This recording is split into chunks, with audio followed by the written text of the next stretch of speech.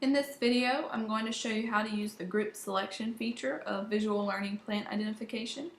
So this is the main screen, and I'm going to click on the group selection box. And that brings up this window where I'm going to choose what groups I want to work with. And I can choose these groups based on the morphology, or what part of the plant the image is showing, or based on what genus it's in, or based on what family it's in. And all of these are in alphabetical order. So let's say that I only want to look at images of fruit.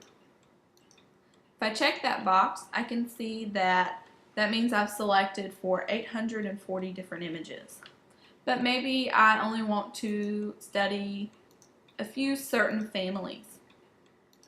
So I'm going to choose these 4 different families, and I only want to look at images of fruit from these 4 different families. So you can see that I've got 27 images to work with, and I need to decide whether I want to select by family, by genus, by species scientific name, or by species common name. Now I'm going to choose to select by common name. And what that means is that when I'm studying the images, I'm studying the common names of the images. Or when I'm being quizzed on the different images, I'm going to be quizzed on the common names. And when I'm being tested on them, I'm going to be tested on the common names. So I'm going to click OK. And I'm going to go to Study Plants. And that brings up this window where I've got a few different options to choose from. I can either study the images in alphabetical order or randomly based on their common name. We'll keep it alphabetical.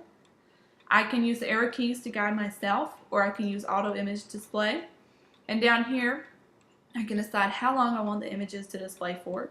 Anywhere from 0.5 seconds to 4 seconds.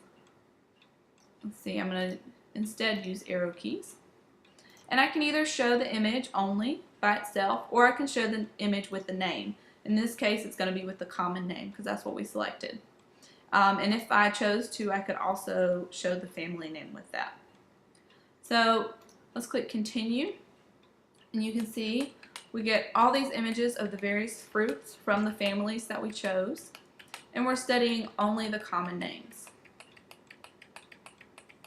And when we get through all of the images, we get a message that says no more images, and we need to press Escape to exit. And that brings you back to the main